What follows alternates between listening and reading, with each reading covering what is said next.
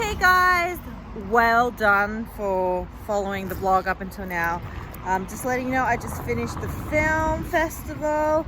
Behind me is the Nishi. Sorry, just grabbing the festival deluxe there. I bought this to show you that the French Film Festival film review of Nene, the superstar. Nene, the superstar. So we're just here at Palace Cinema in Norton, and I was gonna do a quick film review, but I just thought it'd be nice to have the Nishi in the background. Sorry about the headphones, this is how you're gonna be able to hear me despite all the noise. So what is the film about? Basically, Nene is about her battle with her school mistress, who's Algerian, by the way. So it obviously, as the title suggests, she's a superstar, she's a dancer. I love this film especially because I grew up with a mom who did not know I had ADHD, hyperactivity, but she put me in dance classes. Now, I think she got nudged a little bit by the teachers when I was, I guess, 5. I must have been dancing since I was 5, because I went to kindergarten. That was pretty normal. I liked nap time, I remember that.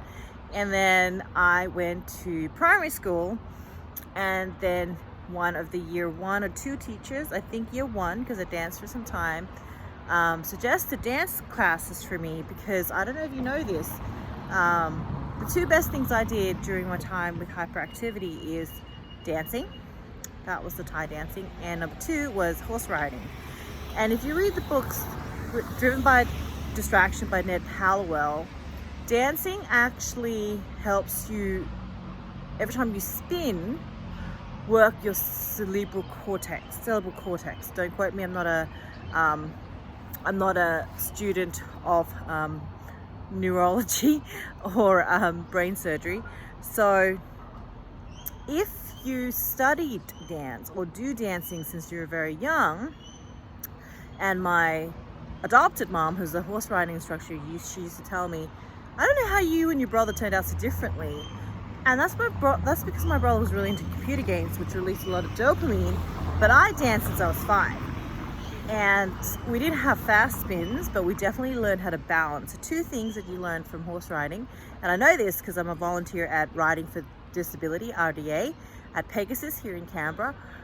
2 things that you can really help kids with neurodivergency or neurological problems, such as walking or moving, is to put them on horseback. And that's the balance aspect and the spinning aspect. So the story about Nene, is that her name or is it Nime? Nene the superstar, is about a black girl who was fighting against all adversaries, with her Algerian teacher, who put on blue contacts and then walked through a glass door, so she deserved it. But she didn't die, and she comes back to her regular school and picked her up for the dance school, and she got to play Snow White. I'm sorry, there's some spoilers here. She got to play Snow White in the final production of the play. You don't see her dancing, obviously, because that's all you saw her do in the whole movie. She did dancing.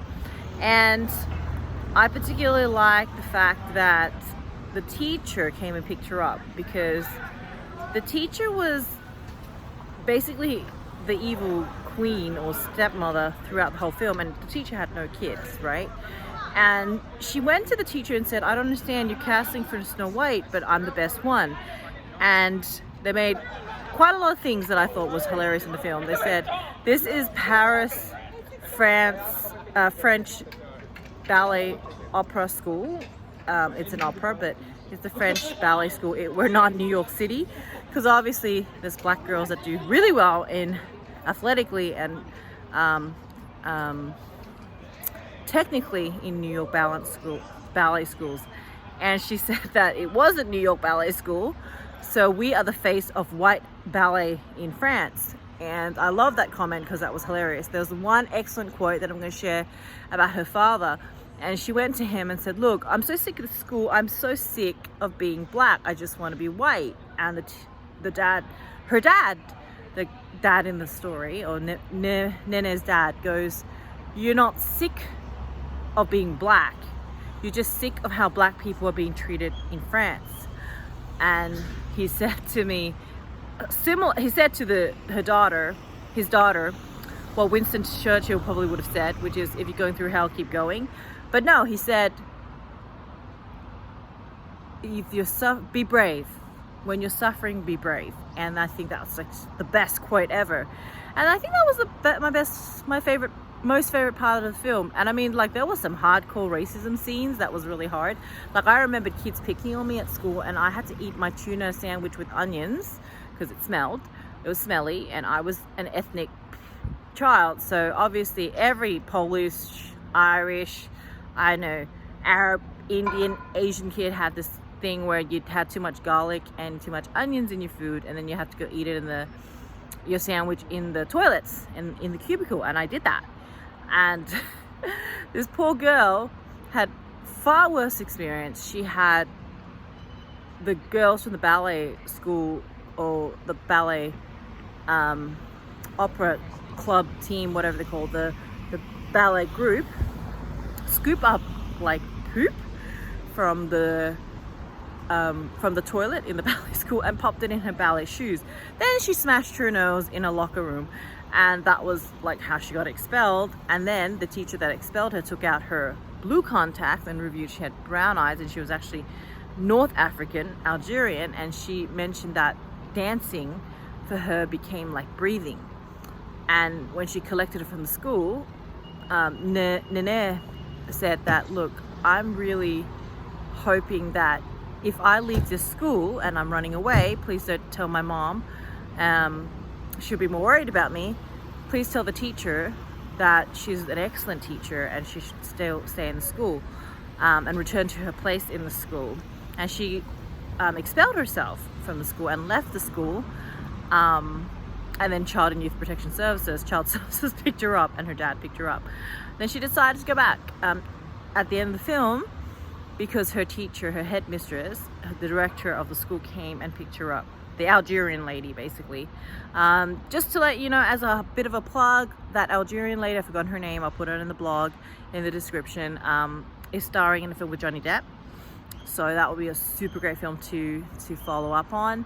It's now 5 o'clock. We've got to go walk KO. This morning, AK had a really great time at the zoo, so I had done a blog about that. I'm so sorry about my brows, and I've been crying like 3 times. Every time she got expelled, or like a kid picked on her, or the teacher started crying and they were defending her because of her racial minority and ethnicity, I just started to bawl my eyes out, because I was like this Asian kid growing up in Canberra, and I was the one in the toilet cubicle eating my smelly tuna and onion sandwiches on my own. And I did dance, just so you know, not professionally, but I took to film production because my dad loved that. And my dad, as I told you, was very physical. He was a paratrooper, so he was in the military, and then he worked as a guard for the Crown, and then he left that job when my brother was born here, and left the job due to an accident. And my mom enrolled me in dance classes, and he enrolled me, because he was a guard for the Crown, he enrolled me in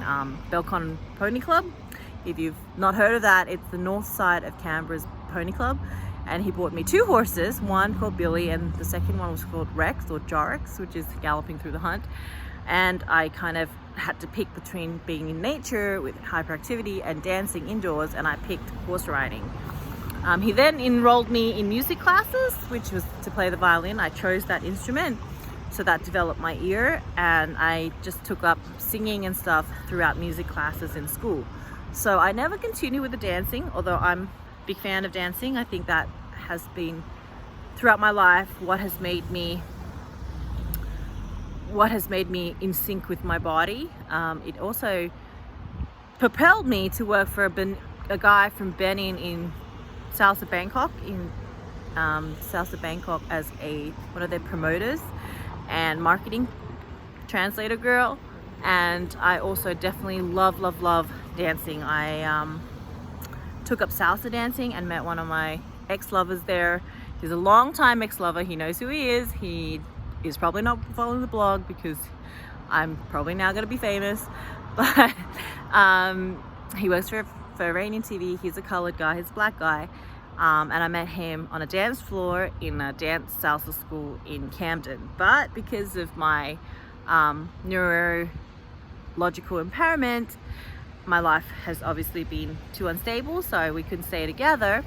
And then I was told that that a guy had fallen in love with me in Germany, and he's an American non-black white guy.